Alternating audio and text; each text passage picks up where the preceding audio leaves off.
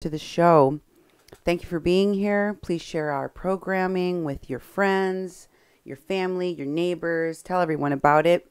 You're listening to A Mexican Crossing Lines with your hosts, Cindy Gomez-Schempp and Duke Gomez-Schempp on 88.1 FM KPPPLP, Fargo-Moorhead, where we are adding local color to your airwaves. You can also find all of our past shows on kpppfm.com.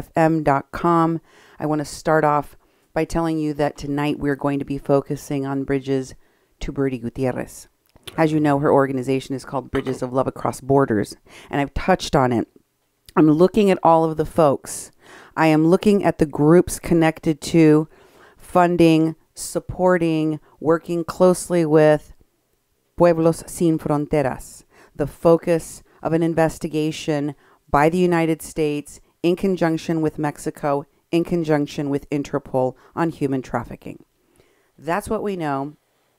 We also know that there has been a list that the Homeland Security and Border Patrol and other agencies, including the FBI, are looking at, possibly because they are under investigation. Many of them are connected to Pueblos Sin Fronteras as well. So I'm going to break some of these things down for you. We've already been looking at this stuff for a long time. If you are new to this show, if you have not seen us before, this is where you can find out and get educated. I want to thank everyone for all of the hard work that they put in on research and sending me information and on supporting us here at A Mexican Crossing Lines and our work here at KPPPLP. Thank you very much to everyone. Duke, how can folks get at us? Well, hello there, people. Thank you for doing all you do. The people that watch us, the people who send us information. Boy, I got a lot of stuff today. I mean, been through it all, and some of it, Cindy's been getting things all day long, too. And I know people are watching. These subject matters are very important to people. We've been able to spread this around the country and around the world because we're doing Facebook Lives. Now, we're traditionally a non-profit radio station here in the Fargo-Moorhead community. And we do a combination of things in the community, and then we do these live streams, and we take the audios from the live streams and we make them into radio programs so people in this community can hear them and also go to the website to actually watch them. So if you want to get a hold of us, you can do a call-in line, leave a message with us at 701-566-0917, 701-566-0917. I'm sorry I didn't check it today, so if you called yesterday, your message is still there. I'll listen tonight when we're done with the show. You can tweet us at media_PPP. You can email Cindy at kpppfm.com or me, Duke, at kpppfm.com. And you can follow Cindy's public page on Facebook by going to @CindyGoatSchempp.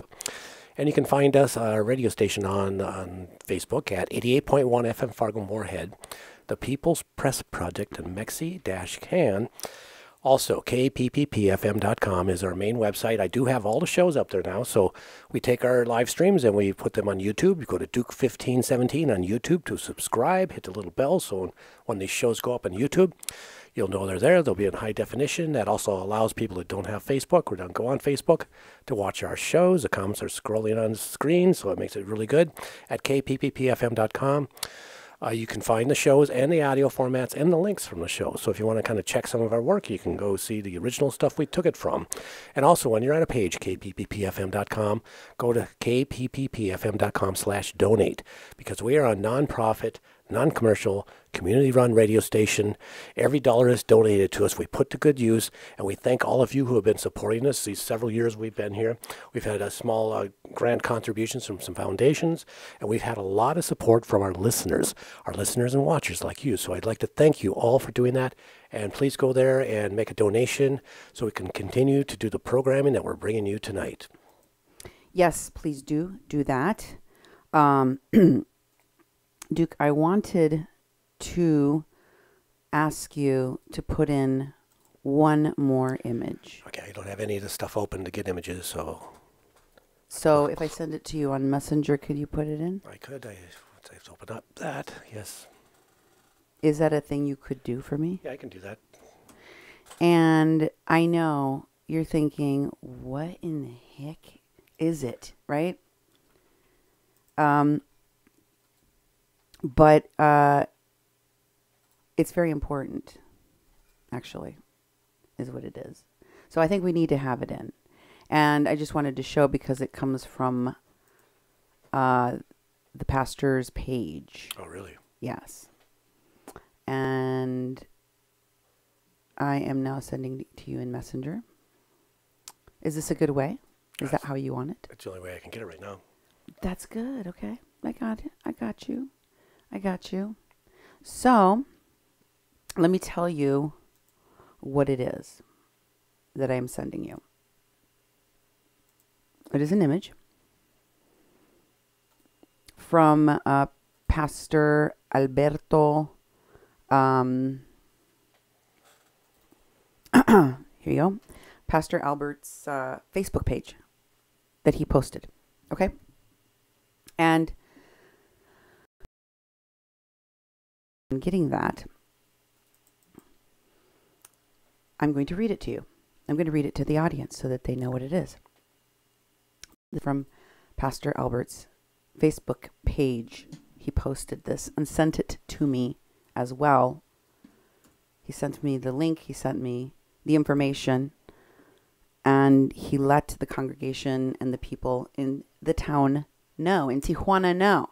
This is Pastor Albert, the pastor I interviewed, about the kidnapping of a boy named Carlos by a group of activists in the Caravan Support Network Facebook page group.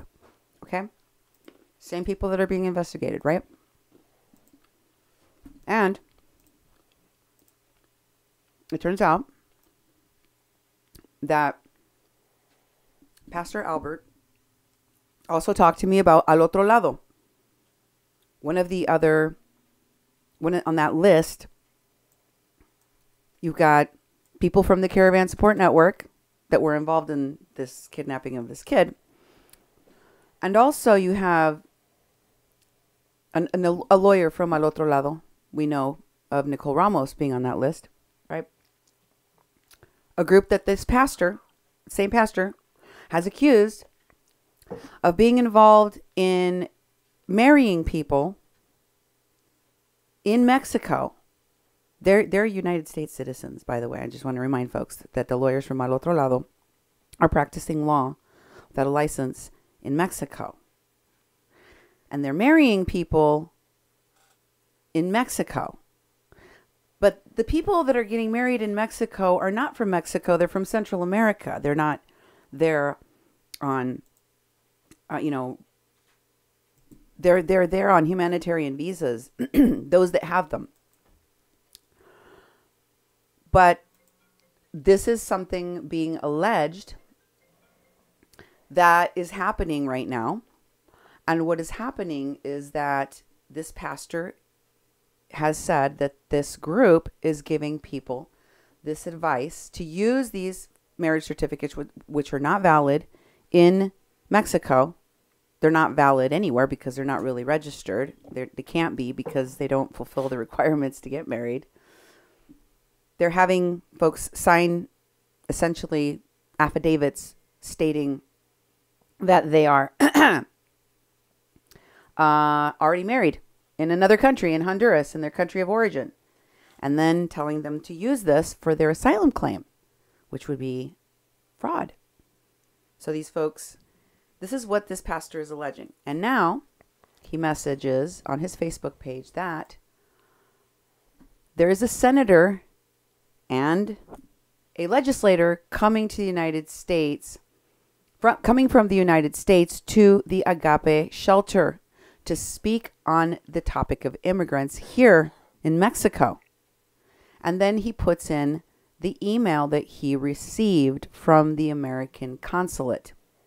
It says, "Hello, Pastor Rivera. Thank you for the confirmation of the visit of Senator Jeff Merkley and the Representative Lou Correa of the Congress of the United States of America. This delegation from the United States will be in Tijuana, as well as members of Senator Jeff Merkley's team, his employees, the people he works with. This is to confirm the visit to your shelter on Sunday, the 17th of March at 1 to 2 p.m. This is the Address to your shelter, Agape Mission Mundial, 2nd Arnaiz, 2nd Street, Arnaiz, number 6013. Nueva Aurora, section of town, south, 22604, Tijuana. This is your cellular phone number, and then it gives his cell, and then it's signed by a woman named Genevieve Judon Jourdain, Vice Consul, General Consulate of the United States in Mexico, Baja California. Okay, this was posted, and then if you scroll down on the post, you'll notice that somebody comments on his Facebook page, "Oh, wow, what a great and marvelous announcement." So, wow, that's really something. Don't you think it's incredible, Duke? What do you think about this? Well, that he's getting that sort of attention, for the work he's doing and the shelter. He's been doing this work for many, many years. Well, you've talked to him several times. He's been on the show. We've covered a lot of the things he's done. And for him to get the American politicians coming down, I think they want to get to the root of some things, to get to the truth of some things. So I think it's an incredible opportunity for him. His shelter has been, basically feeding and housing people, since his caravan started, and well before that, too. He's been running a shelter for a long time.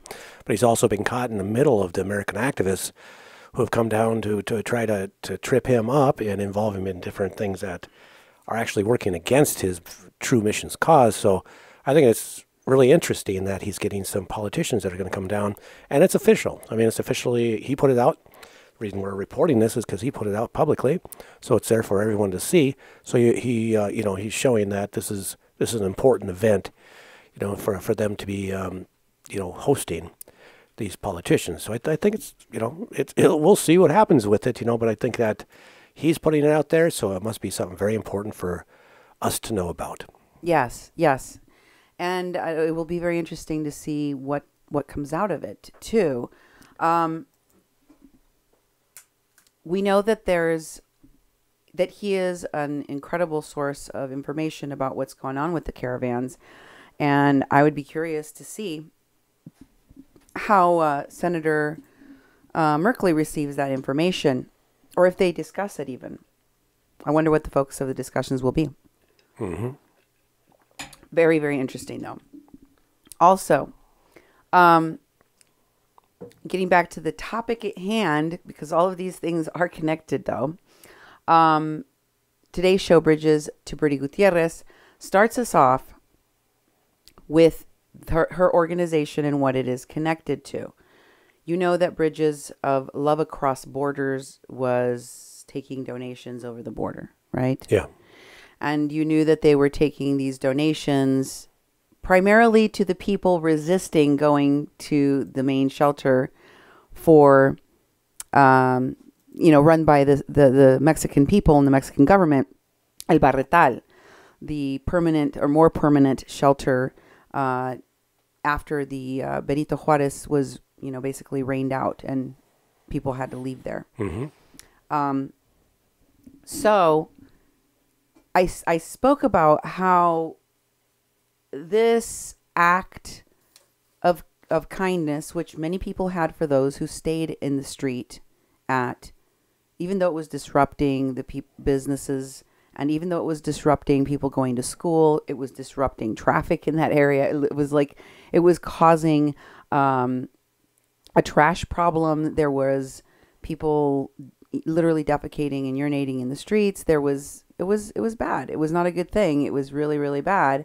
People still felt the need to go out there and feed those people, mm-hmm. and get them food, and the Mexican people were doing it too, but they were also noticing that these American activists were encouraging them to break the law, break the rules, essentially really tick people in authority off in Mexico, all while those folks that remained in resistance against going to the state-run shelter were bad-mouthing the help or the lack of help they claimed they were getting from the Mexican people and authorities. Mm-hmm.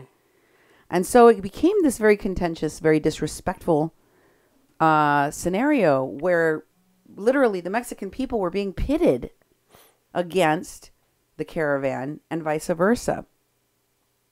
I showed you last night in my last show that even in the groups of activists and organizations that were involved, particularly in the WhatsApp conversations they were having around the kidnapping of the child named Carlos, was that they were talking about how disruptive these activists were, how they were seen violating the law in Mexico, using drugs with the migrants at the shelter. They corroborate what the pastor told us these activists were doing, in addition to kidnapping an unaccompanied minor, which was giving drugs to the migrants. They also corroborate that the whole resistance thing that was happening out there in front of Benito Juarez, in front of the warehouse, inside the warehouse, was a bad look, bad for the migrants, ultimately a waste of time and resources and money, etc., etc., etc. Did that dissuade from these groups working together? Did it stop them, even though they saw the product and acknowledged the damage that this was doing in their own comments in that post, in that WhatsApp conversation? Did that stop them from continuing down this road, from continuing to work with the same irresponsible, dangerous people committing crimes, practicing the law in a country that isn't their own, giving out legal advice that isn't just bordering on unethical, but possibly being investigated as part of a larger crimes? No, I don't think it did. I think they continued to work with each other. And I think the reason for this high level of incompetence and combined with don't give a flippity is intentional, because these people are astroturfing an issue they know very little about. Most of these organizations popped out of nowhere, and the people that are, that have spent their lifetimes working in these areas, myself included, we can tell. We're like, why are you at the forefront of a conversation you just got involved in a few years ago? You popped up out of nowhere as, this whole issue was ramping up and becoming more of a problem, with your hand out, of course, to get at the front of the line, not only to be an authority on the topic, but also to demand that you get paid for your lack of skill, knowledge, and competence in an area.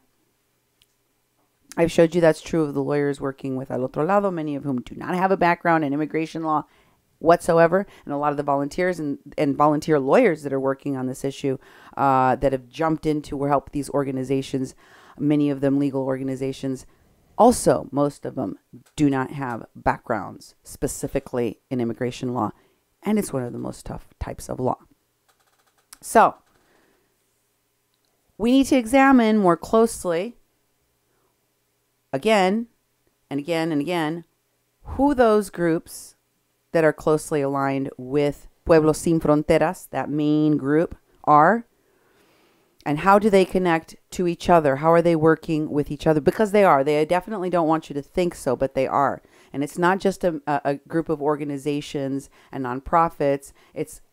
That's other types of groups, like By Any Means Necessary. It's groups that are, Sin Fronteras groups. It's also groups associated with non-denominational or interfaith clergy, doing activism, moonlighting as activists. Oh, yeah.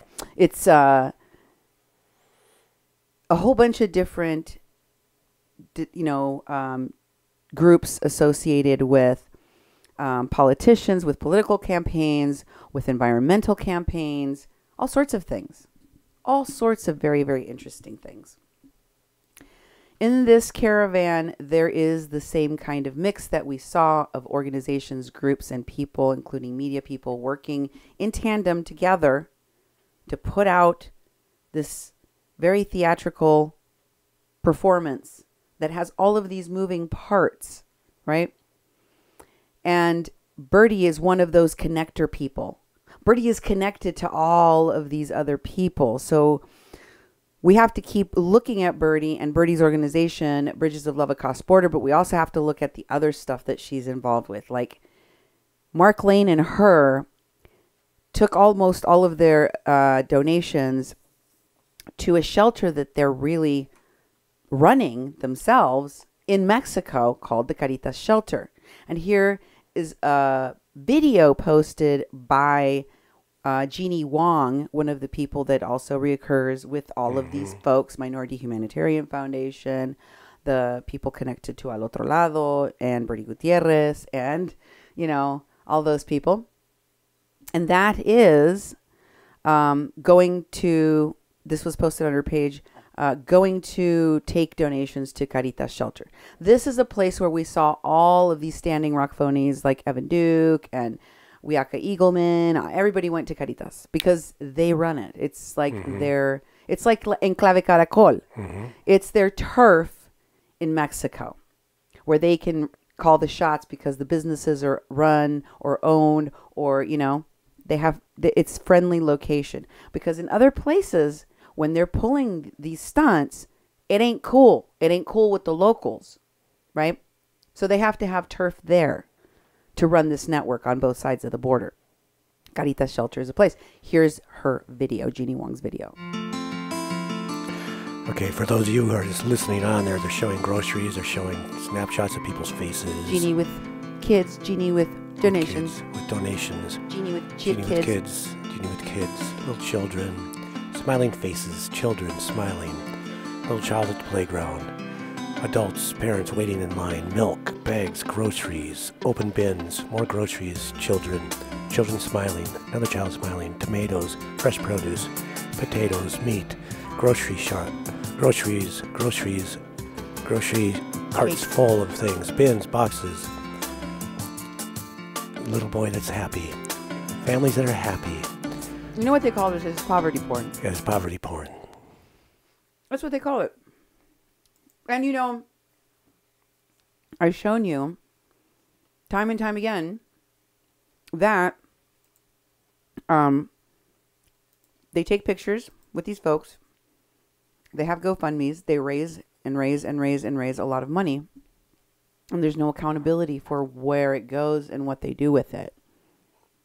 Same thing that happened at Standing Rock. I'm not saying they're not using some of it to help actual migrants in the caravan. I'm saying there's no accountability for the money, for where it goes. There's no accountability. And even if it's going to the migrants, look how they use that to manipulate a group of people that were shutting down the border, costing both countries millions of dollars in losses. They're shutting down commerce within that street, that within that neighborhood. They were causing huge costs in cleanup at everywhere they weren't in Mexico, pretty much. I could go on. We've talked about it before. Point is that all of it, if you start adding it up, when you realize, as Mexicans and Mexico does, as many Americans understand and also know, that most of these people are not going to be granted asylum. I'm not saying that to be mean. I'm just being factual here. The criteria for requesting asylum is very, very high. I've said it before. I'll say it again. Right now, the percentage of people who apply for asylum and are given asylum is about 3% of those that apply. 3%.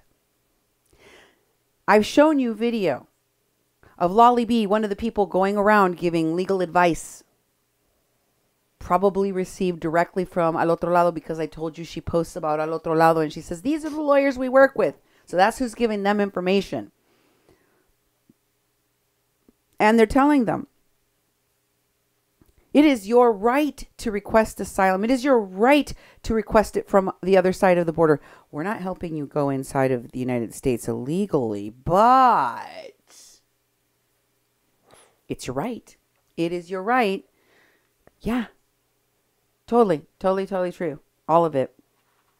They don't tell them the part where they're going to fill the detention centers with these folks. Whose agenda is that helping? The private prison industry. That's who it's helping. And they don't tell them how long they'll be stuck in there. They don't tell them that more likely than not, they will be separated from their kids. They will have to undergo DNA tests. There's going to be a lot of things that happen in the detention facilities they don't like. Some of it could even be very abusive, because those private prisons and private facilities are not run very well. You know? Plus, they've been told. It's not that what they're not telling them. It's these people have been told way before they even started their trek through Mexico that they were going to get into the United States and be able to receive asylum. They were told they were going to be able to go to Canada. They were be able to go to all sorts of countries. And, it's lies. And what they're doing is perpetuating the lies. And here, I can plug you in. Just hold on. And so it's not that they're not telling them stuff. It's really about stuff they've already been told and what they're perpetuating for them to continue to believe. Yeah. And it's cruel. I believe it's not just unethical, bordering on, and I suppose if these people are being investigated, we'll find out eventually, but it's cruel, incredibly cruel to give somebody hope like that, to bring them. And many of these people were just left stranded in Mexico along the way. Thousands of people have been left stranded. And who has to clean up all that mess? Mexico. Yep. And again, this is all while people within the caravan are coached to lie about the Mexican treatment that they've been getting, lie about the Mexican authorities. And I will tell you something. It is truly upsetting. They've had a really hard time. And in Mexico, the migrant caravans that are being told and put up to these shenanigans, because they're talking to folks in the media and they're being asked, hey, how are you being treated right now? How are things here at this shelter that you're at or whatever? And almost 100% of the time, they say, the people of Mexico have treated us very well. Even the ones that I've showed you that complained about something. So they're very, they're riding a two-edged sword here. What these folks are doing is incredibly destructive to the relationship between Central America and Mexico. It is destructive to the economies of both the United States and Mexico. It is destructive to the lives of the people that are left stranded. I mean, these are so many people. And the cost of all of this, that will most likely result in the majority of these folks being told after a year, after 2 years, after 3 years, most of it that they won't even be eligible to work during. They won't be able to pay taxes. They won't be able to be self-sustaining. They're going to literally be dependent on somebody in this country, right? If they're not in a detention facility, which they're still dependent. And if you're sitting in a detention facility, it's costing our federal government, it's costing the government a certain amount of money to, feed and water you every day and keep you sheltered, even in the horrid conditions that they have them in those detention facilities. Yeah. Okay? It costs a lot of money, and all of that will be for the people making money off of that. For the people making money off of these nonprofits, off of these organizations that are helping the migrants. It's a gravy train. It's a boon for a minute. It's going to bust eventually. Y'all taxpayers are going to have to fix it and clean it up. And all these people are going to make off like bandits. They're going to be like, we got our slice of the pie. I told you that's what this is all about. It's about the money. But it's not just about the money, because you know what it's also about? It's about the fame. It's about being able to say, I am a champion of human rights because I did X, Y, Z. And it's really sad that these are the people that get to represent the hard work of helping immigrants and refugees that many people I include myself among those people, have done for as long as I have been a working adult. Estela Jimenez is a woman that is very closely connected to Birdie Gutierrez. She is featured here in a photograph with Shane Parmalee. And this that's the woman with the braids that we've showed you in the past, the blonde hair. Oh, yeah, I remember her. Birdie's in the middle there, and then Estela is all the way to the right. That's Estela Jimenez. I showed you her before, but we're going to take a deeper dive into who she is. She is from Mexico. Here, she's from Tijuana, okay? Here is a post of an event Birdie was going to. And in the tags of this post by Birdie, you will see a lot of people, but there's Estela Jimenez right there, right above Jeannie Wong. Oh, wait, was Jeannie Wong the one that was delivering the groceries, yes. Donations? Yeah, that one. You'll see these same people over and over again. Who else is there? Jake Lee Harris.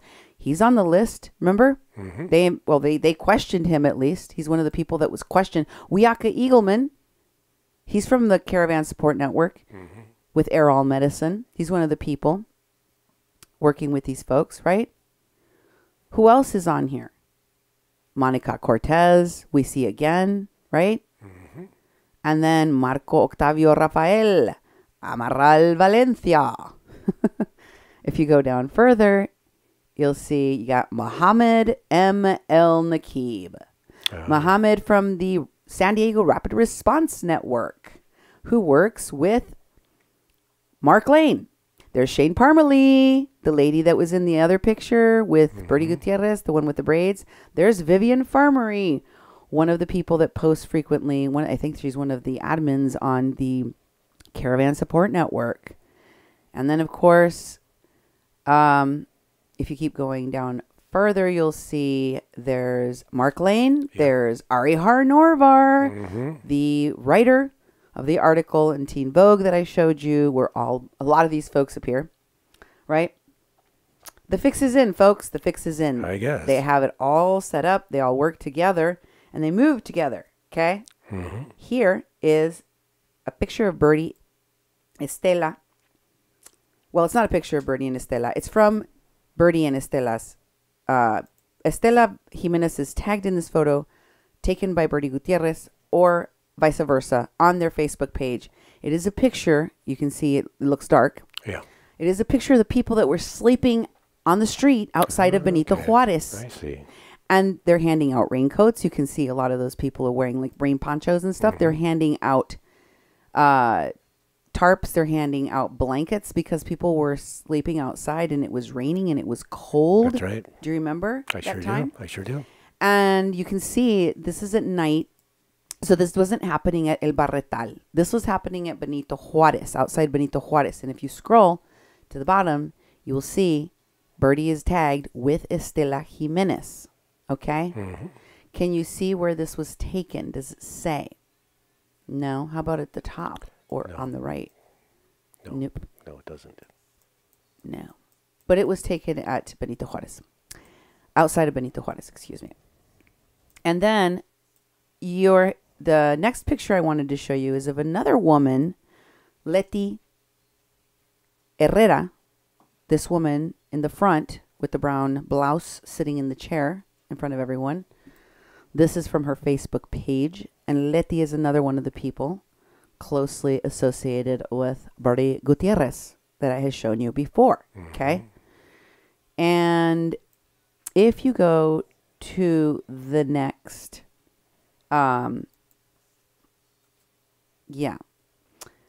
this is a small amount, one part of the friends list for this woman, Lety Herrera. You can see there's, can you make it smaller anyway? Yeah, hard to read, but. Well, I suppose I could read it for you.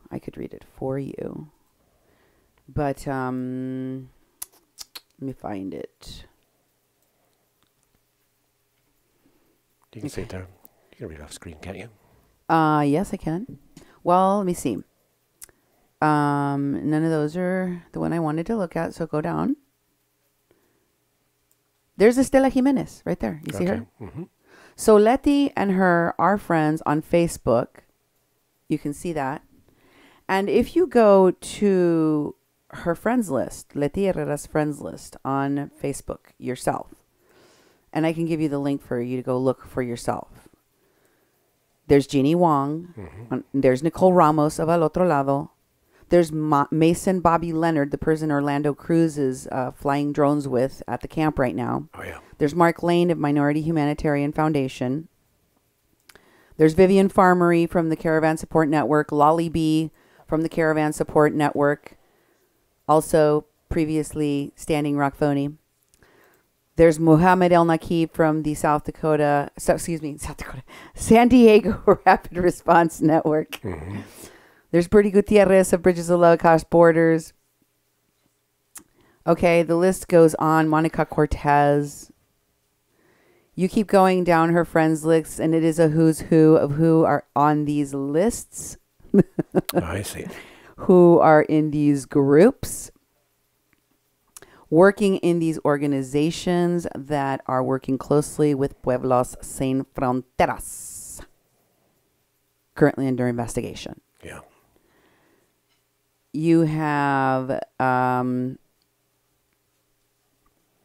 so Lety is another... Ari Harnorvar is her friend as well, the writer. I'm quickly scrolling through her friends list, looking for more people. I think Jessie Sandoval is on here too. Oh, yeah, she's right there on her screen. Oh, there's Jessie Sandoval. I was right. Mm-hmm. Who else is on there, Duke? Why don't you read the ones you can see on screen on yours? Well, we already went through them pretty much. All of them? Mm-hmm. Let's see. People I know anyways. She's someone I recognize. Yeah. Veronica Gonzalez. Christian Alaracion. Lilith Sinclair is on her friends list. Ah. Mm-hmm. Mm-hmm. And who else do you have, Duke? Nah. I can't read it. It's too small. Is it too tiny? I'm sorry. You asked me to make it smaller. I'm sorry. And now I can read it. Maria Teresa Rique. Giovanna Sid. I don't know who these people are. Zara Gonzalez Rodriguez Georgette. Okay, these are not people associated with the network, though. No, but the one I saw at the bottom, though, was Jessie Sandoval. Yeah, so I brought it up. Yeah, Jessie Sandoval is on that friends list. She was the one that started the Pueblo Éxodo page for the migrants in the caravan. She was one of the people traveling with the caravan within Mexico. So was Myron Dewey. So was David Gaskin. So these folks are connected to the same people that are traveling with the caravans, that are helping fund the caravans. There's Estela Jimenez again in the friends list here. Then Jana Stone. Remember Jana Stone? One of the people that was doing disaster relief in Puerto Rico that was connected to all of the activists that from Standing Rock that were out there, Duke? Mm-hmm. Jana Stone is on her friends list too. Okay. This woman, Lety, from Mexico. From Mexico. She's got all of these people connected to the Caravan Support Network on her friends list. Wow. She only has 300 and some friends total. Really? Yeah, total. She has less friends than my 70-some-year-old dad. I'm serious. I'm like, wow. This lady don't have no friends, and a lot of her friends are people in these groups. That's interesting. And of course, one of those people, of course, is Estela Jimenez, right? Now I want to show you Mark Lane posting and tagging Estela Jimenez, the same woman. He tags Estela and also Birdie, and he also tags, and this is his post about getting the little girl in the wheelchair with muscular dystrophy and her father into the United States. Remember, Al Otro Lado helped to get them into the United States, right? Mm-hmm. And he says, boom, we did it. They took Leslie and her father. They're being processed for asylum as we speak. I'm not going to lie. I cried big tears watching Juan accomplish his dream for his daughter. This is a group. This is a father and daughter, a pair that they were filming, following all the way since Central America. The same group of people. Remember how they marked Javi's tent with Occupy ICE? Yep. Okay, so who are in the tags? Yolanda Celine, Weather Mead, Zoe Winkler. That's from We Are Humanity, Zoe Winkler. Remember?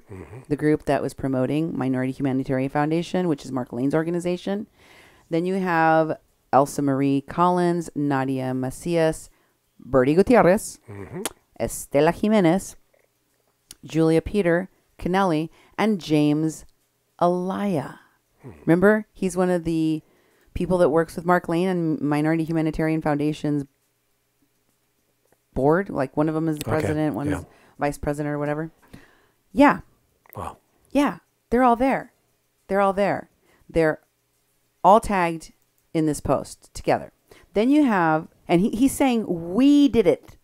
Bridges of Love Across Borders, Estela Jimenez. And then, of course, you have Birdie with Octavio. Remember Octavio?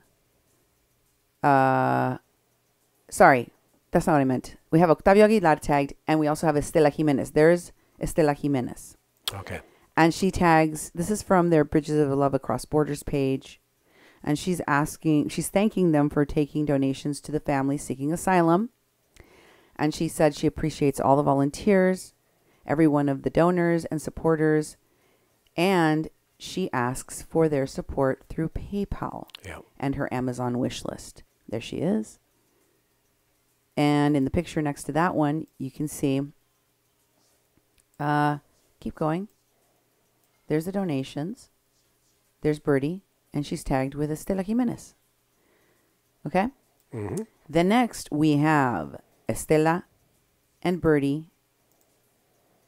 She's carrying donations. Once again, there's Estela. She's wearing the blue shirt with sunglasses.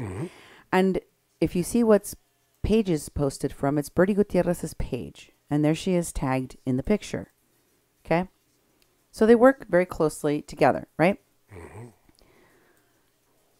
Birdie, this is a Mexican woman living in Tijuana. Once again, yes. Very important. Very important.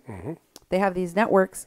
Birdie and Estela here are pictured at an event with the priest that Pastor Albert Rivera told us about, Father Solalinde. He's the one with the white striped shirt in the back there. Okay. The glasses standing up, that guy right there is Father Solalinde, the one that was going from state to state with the migrants, according to my interview with Agape Shelter mission, world mission leader, Pastor Albert Rivera. He said that this man was at first working with Pueblos Sin Fronteras, and that he was helping the migrants get from the southern border to the northern border, negotiating rides so that they wouldn't be a burden on each state that they were passing through, and basically kick the can up north for someone else to deal with. Yep. But as you've seen more recently, he's been quoted as saying that Pueblos Sin Fronteras are an unscrupulous organization, and he doesn't want to have any association with them any further. He also rescinded his support of the migrant protesters, with American activists puppeting their actions that happened outside of Benito Juarez with that shelter. Okay. You remember that, dude? Oh, I sure do. Here they are. It looks like they're in a restaurant. And Padre Solalinde is pictured with another group of people eating. If you move it to the right, you'll see there's more people there. There's a guy with that green shirt. He's going to appear in some photos. And let's see who's tagged in this photo. You've got Estela Jimenez again. So she's at this thing, right? Yeah. And Felix Garcia. Okay? Okay, so let's go to the next picture where they're still at this.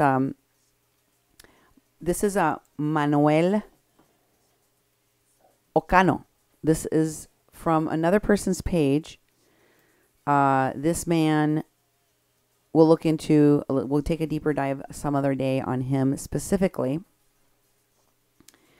But I want you to look at what it says on his page, okay?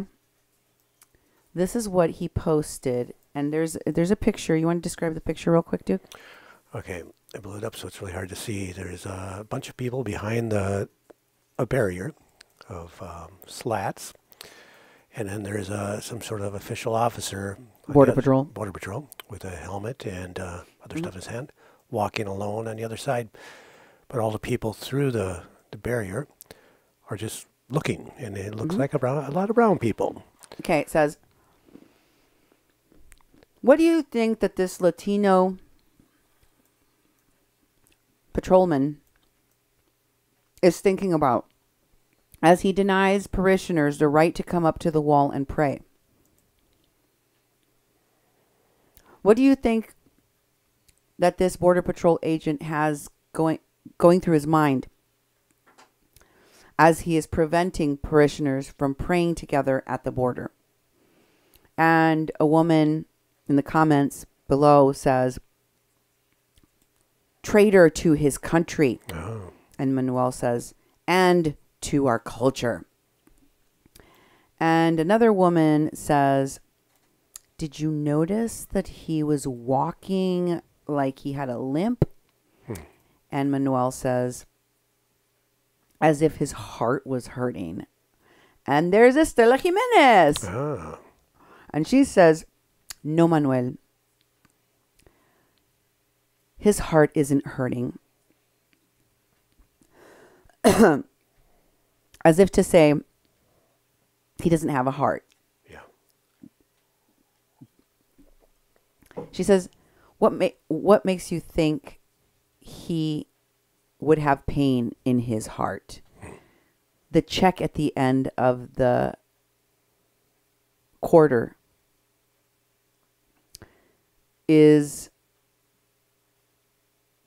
more important to him. So they're making disparaging remarks. Yeah. About a border agent in the picture. And do you remember that there was Adam Elfers and Lolly B talking about this thing that happened where people were going to go up to the border and pray. Oh, yeah, I remember. And they were going to have this action. And they wouldn't let them do this thing where they went up to the border wall and prayed together. Yeah. Evil. So, of course, you know, they hype up each one of these situations and get the maximum out of them that they can. They milk them for the pain factor. These people are inhumane and evil. And the next one is another post from his page, Manuel Ocaño is actually his name, how you pronounce it. Okay. And it's a bunch of people marching in a protest, as you can see. Right up front, I hope you're noticing, is an AIM flag. You see the red AIM flag with the yellow. That's an AIM flag. Wow. That's an AIM dude. That is an AIM patch on his jacket on the right-hand side. And on the left-hand side at the bottom. Exactly. That's AIM. AIM's in the house. Yep. And they have what looks like a Pueblo Sin Fronteras, or I don't know. I can't really read those flags. Anyway, in the post, Manuel says, this is at San Isidro in front of the nation of Kumeyaay. They are the only ones who aren't immigrants. So this is in front of a native nation of people. Okay. Okay. These are Indians, he's basically saying. These are Native Americans. And they're the only ones that have the moral authority to say who can be in our country and who can't be in our country. Because they're the only ones that are here that aren't immigrants. And I'm thinking to myself, that's a weird thing for this Hispanic, Latino, Mexican, I don't know what country he's from, could be Central American dude, is saying because, and I believe this guy is also part of the press. Okay. Because in Mexico or Central America, I'm not really sure. Maybe in the United States, I don't know. Because I think it's weird that he's advancing this dialogue and not including himself in it. Like, they are not. Like, he should be saying, we indigenous people are the only ones, if you're going to say that, I mean, right? But also, no, because there's still a thing called immigration law, and there's still laws, and this still is a country. So you can say that you feel that Native Americans or people that are First Nations to this continent should be the only ones deciding who can be here and who can't be here. And I can wish for $1 million, you know, poop in one hand and wait in the other and see which one gets you further, you know, because it's not going to happen. But anyway, in the comments of this post on his page, it says, Estela Jimenez is commenting. Very first comment is her. And she says, that's right, Manuel.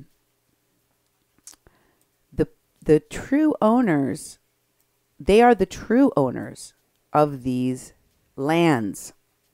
Again, she's not saying we are the true owners of these lands. And she's a Mexican. She's a Mexican, right?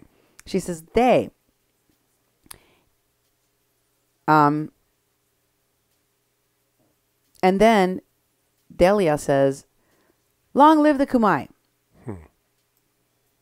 Good job, Kumai Nation people. So there's some kind of affinity toward that. And I'm just showing you how they message, what they talk about, what propaganda they're putting forth, what their belief system is, if you want to call it that. In this next slide, I'm going to show you, well, actually, it's a video, isn't it, of Bridges of Love Across Borders member now.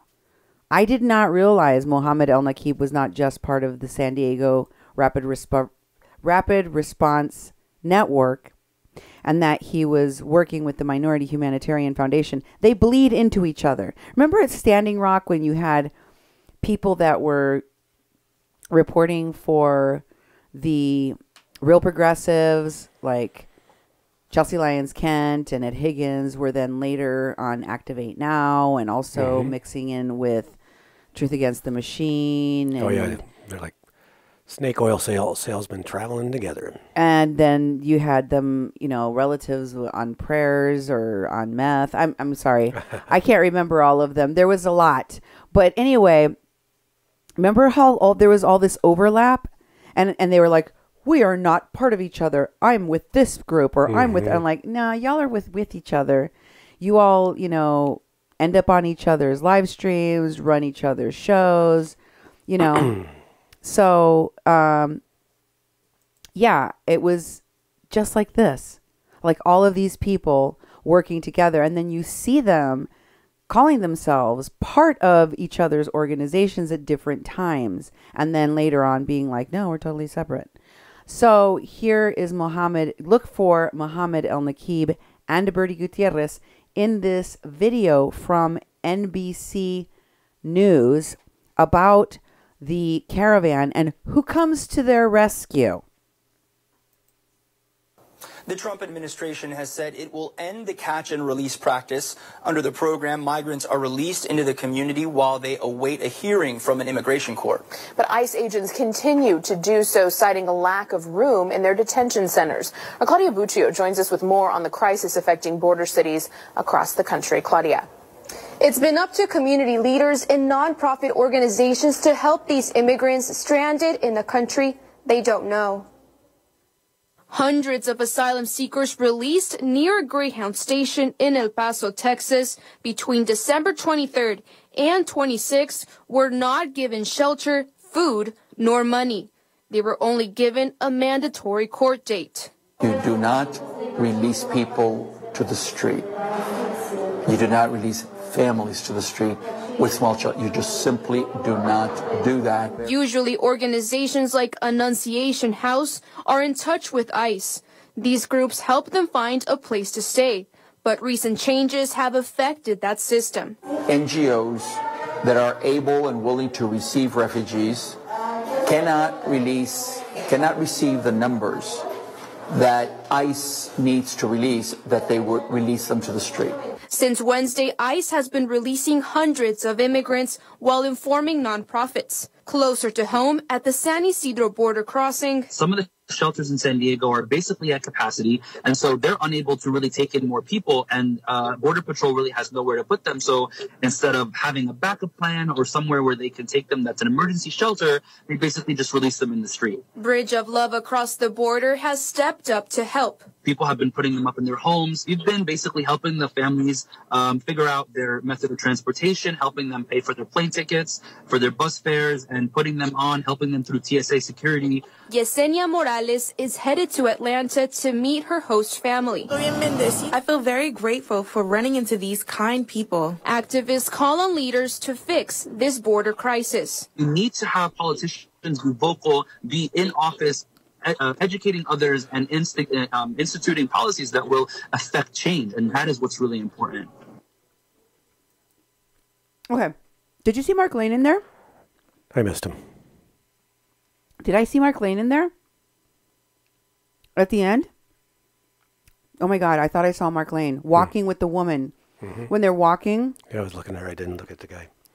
I think that was Mark Lane. Oh, it's playing on my phone now, so I can see it now. Okay, with his back to it, but he has some red jersey on, or. Oh, darn it. Okay. Anyway, if you think you saw Mark Lane in the video, let me know what you thought. Let me know if that was Mark Lane, if you saw Mark Lane in the video. I thought I saw Mark Lane. Anyway, I just wanted to share with you that in that clip, for those who are listening, there was Mohamed ElNakib from the San Diego Rapid Response, who is connected to Linda Sarsour, as I've shown you. Mm-hmm. We've got Minority Humanitarian Foundation's Mark Lane, who is also connected to all the Hollywood people, and the Stay Human, or what is it called? We Are Humanity page. Mm-hmm. And then, you know, there's all of these other fractures, you know, Coloring Without Borders and all these other things, you know. It's a free-for-all of people raking in the cash as quickly as they possibly can off of these folks. And Birdie Gutierrez, although she was not mentioned in that news clip, was in the photos with the families. Mm-hmm. Mm-hmm. And I believe Mark Lane was in there too. I don't want to misspeak. I'm going to go watch it later, and then I'll tell you if I did. But I think he was in there. And he was definitely in pictures with Mohamed ElNakib and Birdie Gutierrez getting migrants off the streets or whatever. And I just have to stop for a minute and ask you, has there ever been a time in history that you recall, Duke, when there was a bunch of people that were let out of detention facilities that had come by the hundreds or by the thousands to the United States and then dumped out on the streets or, you know, released without having a place to shelter them and keep them for months and months at a time because they can't work while they're waiting for their asylum hearing in many cases. And even if they can in some cases, they have to wait for months and months, sometimes 6 months before they can work. Those who can work. So have you ever heard of that? And when do you remember seeing anything like that?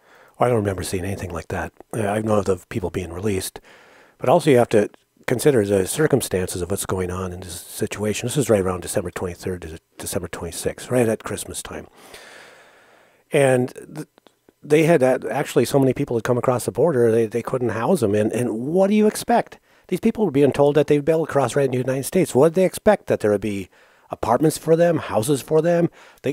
For free, that they'd just be, here you go, welcome to our country. You know, yeah, they do. That'd be great. That'd be great if that's the way the reality was, but that's not reality at all. I think these folks inundated that border. They brought the caravan there. They figured out how to get so many people to cross in a few amount of days that they inundated the system. And the system had to let a bunch of people go.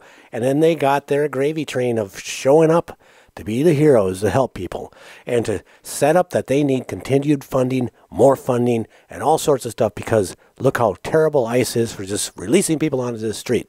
They shouldn't be released without food or money, you know. So ICE supposed to say, okay, here's $50, you know, take a bus, you know. It's like, you know, these people were not, these organizations did not prepare for this, even though they caused this to happen. They caused this to happen just to promote themselves and to put themselves in a position to be the heroes and the receivers of all these people. And they put you in a got you situation. Yep. Because as you heard, that pastor was saying, you can't put all these people out on the street, right? They're children with families. You can't put them out on the street. They don't have adequate clothing even. Like, how can you do that? It's inhumane. But that isn't the problem. The problem is that there is going to be more and more and more of these people that have to be treated humanely, that are being dumped in the United States without the proper infrastructure, resources, or what have you, to take on hundreds, if not thousands, of asylum claims, which I will repeat, most of which will fail. Yeah, most of which will fail, and these people are going to end up having to be deported. One of you sent me an article today. What was the calculation per month at the shelter in San Diego? That was a repurposed building that they just voted on per month cost. Well, the shelter basically was over $400,000 a month of operating expenses to serve 150 people. That's about $2,666 per person per month. So the amount of money to house and feed these 150 people is, $2,666 a month. And I thought, that is horrible. That is a horrible ratio of how much money you need to take care of per person. You know, and but those are the numbers you gave me, and that's right. It's true. Calculator, I calculated it. I showed it to you from the article. Yep, and exactly. Think about this. That's what's being spent on one shelter, and that shelter, Duke, is getting state money. Yeah, that's right. The rest of the shelters that have to take people in, those are not getting state money. Those are not. So, how is this created, manufactured crisis of hundreds, thousands of people coming to ask for asylum? Because it isn't as if we haven't had immigration policy before. It isn't as if we didn't already have laws about crossing into our country illegally or requesting asylum. It isn't as if people haven't already gone through the process of turning themselves in, either at a border point of entry or after having crossed into this country illegally and asked for asylum and gone through the process of waiting and having their hearing and being denied or being granted asylum. We've had this going on for a long time, but it never looked like this. Why? Because it doesn't normally happen. It's almost impossible for thousands of people who claim that they're not organized or funded by anyone or transported by anyone to naturally form together, walk together, move at the great speed with the organization and networking and infrastructure within Mexico to move them at a very fast rate of speed. Yeah. And then get them by the thousands, by the hundreds and thousands into the United States. There has never been a mechanism for that before. No. There should never be a mechanism for it again. But in the meantime, this created chaos is being blamed on the wrong people. Mm-hmm. You have these folks who are the ones funding and creating the chaos in the first place, working with Pueblos Sin Fronteras to move all of these people here by the thousands. And then they stand next to the people when they're dumped in the United States after they're very nicely let out of detention, because they could just keep them there, but they let them leave the detention facilities. And then they are standing next to those folks saying, this is despicable. Mm-hmm. You cannot do this to these people. That's right. You need to give us some money so that we can take care of them. How dare you leave these people on the streets? You need to give us $25 million so that we can take care of them. Exactly. We will do the greatest job. While Patricia Cuomo's and Louis Monsivice's yell at the detention centers CEO of Southwest Keys because damn him for making millions off of these people. They want a cut. They want in on the action. How do I get my cut? But see, I'm going to stand next to, I'm going to do this poverty porn. I'm going to stand next to these migrants who I really don't give a flip about. And ultimately, it doesn't really matter to me where they end up.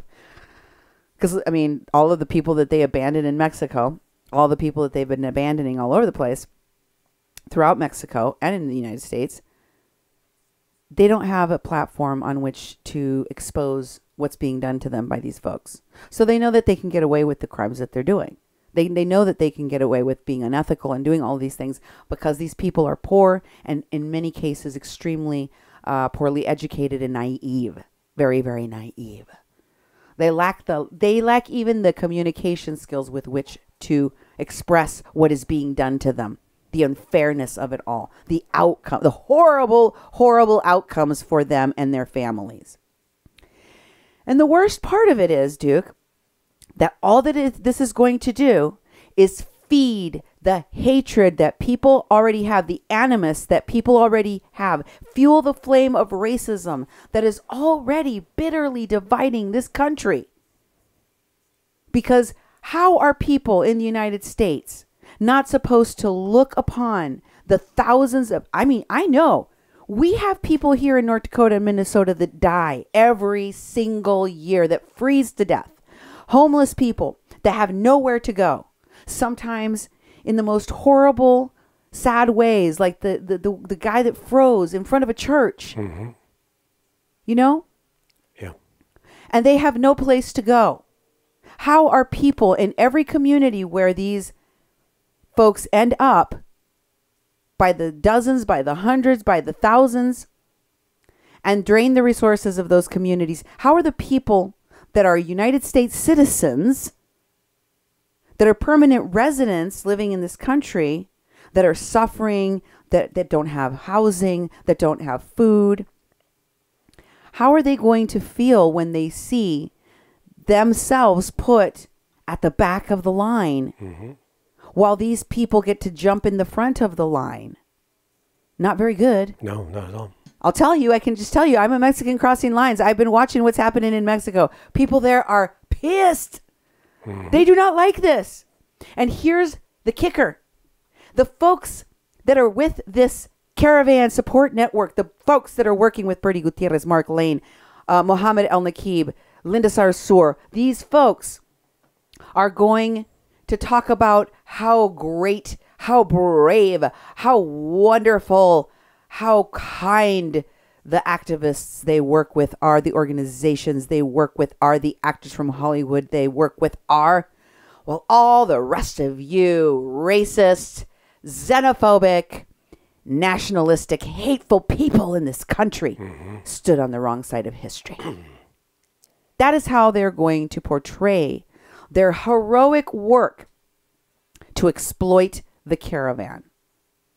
And anybody that tries to stop them, anybody that asks about whether or not this is good for the sovereignty of the United States, for border security, for the security of people in this country from people like gang members from MS-13, or the minute you utter a word to question why the folks that are running these organizations and funding Pueblos Sin Fronteras and helping this caravan come into this country and bring people in, sometimes by force, many times illegally. When you start asking about them, you are immediately silenced. You are immediately marginalized. You are immediately called a Trump supporter, a racist, whatever. I've been called everything in the book because I dared to investigate the same people, by the way, that I've been investigating and reporting on for over 2.5 years that were connected to the protests at Standing Rock. I didn't change anything I was doing. And before all of this started, at the beginning of my reporting on the Standing Rock stuff, I was being called a left-wing nut Can you people please make up your mind? Yeah, exactly. I'm just reporting on the same information. I'm just bringing you the facts about what these people are actually doing. Whatever side of the spectrum you sit on, if you care about your country, if you care about border security, you can do both, by the way. You can also care about migrants. You can care about refugees. You can care about little children. You can care about separation of families. You can do all of it. You can be a patriot to your country and somebody that cares about America. And you can also care about immigrants and being kind to children and their families that are here.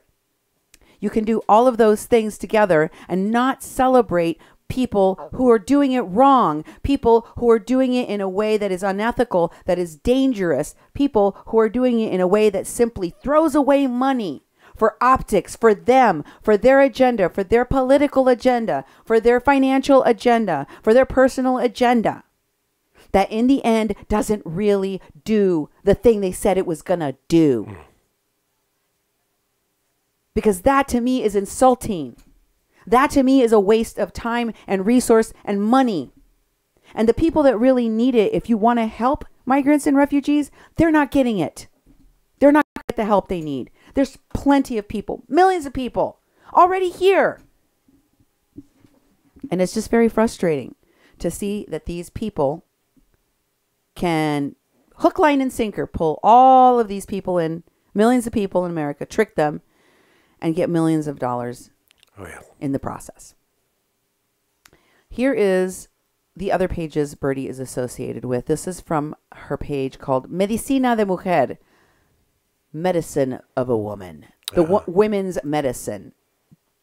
And one of her posts is about how to sponsor trans and queer asylum seekers. Of course, you know she was working with Pitaya Queen, who is one of the people that has been accused in Mexican media by Mexican authorities of trafficking by people that are working with the queer community in Tijuana, like the people that I interviewed at the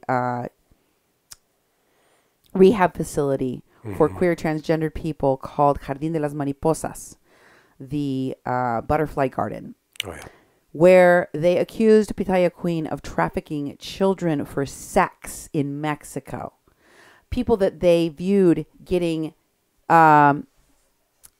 sexually transmitted diseases from this sexual trafficking of these minors that Pitaya was bringing into the country from Central America.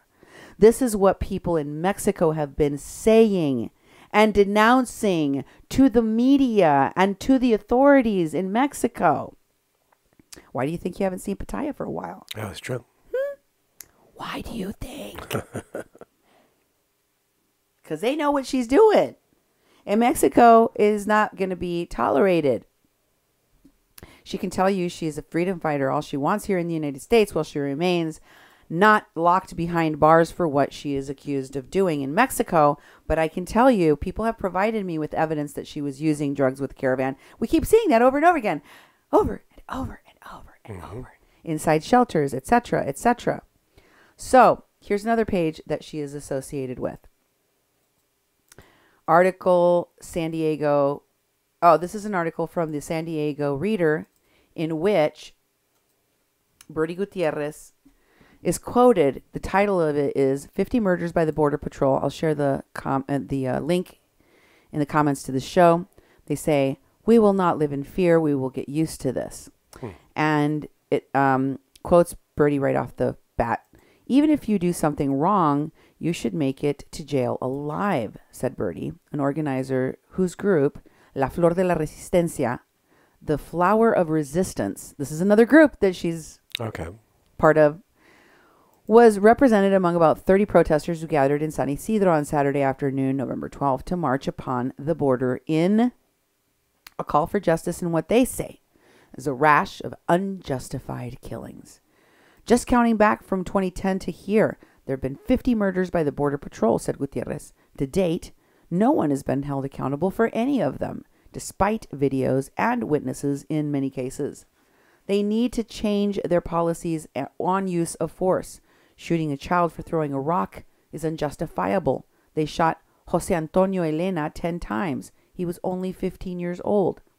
Gutierrez refers to 16-year-old Jose Antonio Elena Rodriguez, who was gunned down in a high-profile case in Arizona in 2012. We covered that story here on A Mexican Crossing Lines. Yeah. But don't you think it's contradictory for her to, on the one hand, use these deaths, use these very public things that happened as an activist, and then exploit the caravan that is being trafficked, allegedly. Interpol's looking into it, jointly with Homeland Security and Mexico. But I think if these two governments, plus Central American governments, all these different countries are working with Interpol and with each other to investigate this group, they probably have some probable cause to be doing that. I think so. I would guess. I don't think people toss around those kinds of allegations lightly. No, and also these people continue to do this stuff, and they've been doing it for a long time. I mean, you just showed an article that was December 18th, pretty much when a lot of the stuff was starting to hit more of the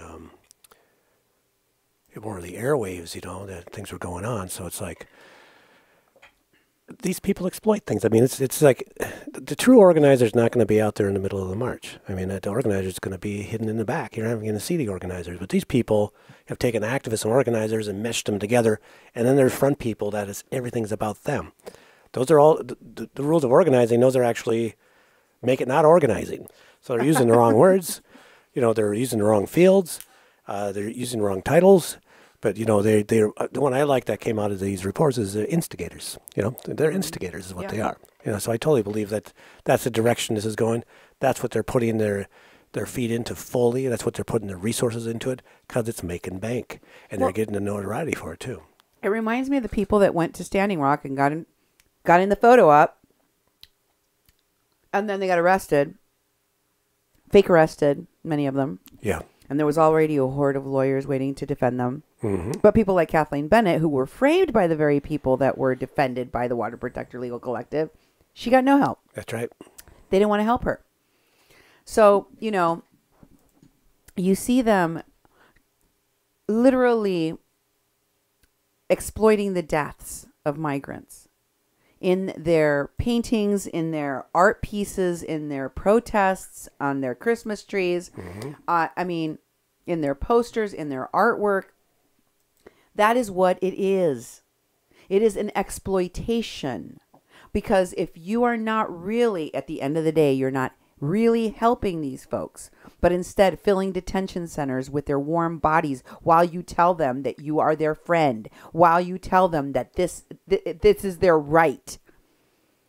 Their rights include sitting in a detention facility for a year or possibly longer because you think that they can get asylum, which they can't. I mean, it's insulting. It's insulting, and that's exactly why I want to expose these folks, because they're not doing it correctly. They're not doing it for the right reasons. They're doing it in a way that is destructive. They're doing it in a way that is disingenuous. And I expose how that exploits people and hurts these communities, not helps them. Here in the United States, the division that is going to be caused by the anger and the resentment that Americans feel when they see these folks taking in $400,000 a month in a community that has a bunch of homeless people. Exactly. That is going to pull us further and further apart. And what for? What is it all for? This division that is going to be sown, this anger and this resentment. What's it for? It is so that these people can pat themselves on the back, call themselves hero, and take their big slice of pie while they get their human rights award. Because that's how they like to get their money. Yeah. They need to get a pat on the back for being capitalist, imperialist vultures and stealing and exploiting from our resources for their own personal gain. And they want to do it while they get a human rights award and are told, you're a good person. Yeah. A lot of these people come from the elite and the wealthy. A lot of these people, I'm going to keep repeating that too, because it needs to be said. And they like to point at Republicans, and they like to point at independents. They like to point at people on the other side and go, we are part of the 99%. You're part of the 1%. It's like, no, you're part of the 1% too. Here is another thing that she is part of. So we know now she's part of La Flor de la Resistencia. This is from her page, La Flor de la Resistencia. This is a post. She's talking about how the TPS holders, temporary provision, filed a class action lawsuit seeking to stop the unlawful termination of TPS for over 100,000 TPS holders from Honduras and Nepal and preventing the separations of tens of thousands of U.S. citizen children from the TPS holders' parents. The suit was filed in the United States District Court for the Northern District of California. TPS to residency now. And that is from medium.com. The headline there, TPS holders from Honduras and Nepal sue the Trump administration. Look at all these lawsuits. Yeah. They report on all of them. Mm-hmm. They're suing Trump, they're suing Trump, they're suing Trump, they're That's suing right. Trump. And they're adjacent to those that are suing Trump, and they're working with those that are suing Trump, and they're going to have a lot of suits, lots of lawsuits. Yep. Probably none of them will win, but that doesn't mean they're not going to sue. Mm-hmm. And you also have her handmade jewelry by Birdie. Why are so many of these people jewelry salesmen and know. actresses and D-list actors? Like Maya Rose, remember her jewelry thing? There's so many of these people that had jewelry. Even Bill Fisher had a jewelry thing. Oh my God. Yeah. Handmade jewelry by Birdie. Check it out. Here's her page. Circus Dreams. Yeah, that's more an appropriate name for her organization, Circus Dreams. Yes, circus. Because it is a circus and it's a pipe dreams, circus of pipe dreams. That's what y'all should call your organization, a circus of pipe dreams. You're just missing one word. I helped you out. Here's another one from her handmade page. This is the story of how they got their start over there at the Birdie's homemade Circus jewelry. Dream, yeah. The Circus of Dreams. And it says, you're looking for one-of-a-kind, unique handmade gifts. Please take a look at the handmade jewelry. I also ship anywhere in the U.S. I'm now accepting appointments to purchase my unique handmade jewelry. Thank you so much for supporting my passion of creating jewelry and serving others. Most of the proceeds go toward helping our most vulnerable members in our community here and across the border. By purchasing my jewelry, you are helping me help others. So if you buy her jewelry, you're helping a migrant. Oh, yeah. That is a brilliant marketing strategy. I have to give it to her. That's the only way that Adam Elfers can sell his music too, because it's horrible. Exactly. That's how a lot of these people have to market the crap that they make or the things that they're selling, including their books and their music, because it's no good. But if you get one now, if you get a T-shirt, if you get a hat, if you get some jewelry, if you get a tattoo, you help a migrant or a water protector. That's right. Man, the scam is the same, but the day is new. Exactly. And we're going to keep bringing you the information about what these scammers are doing at the border with the caravan on our next show here on A Mexican Crossing Lines with your hosts, Cindy Gomez-Schempp and Duke Gomez-Schempp. You're listening to 88.1 FM KPPPLP Fargo Moorhead, where we are adding local color to your airwaves. Thank you so much for being with us, and good night.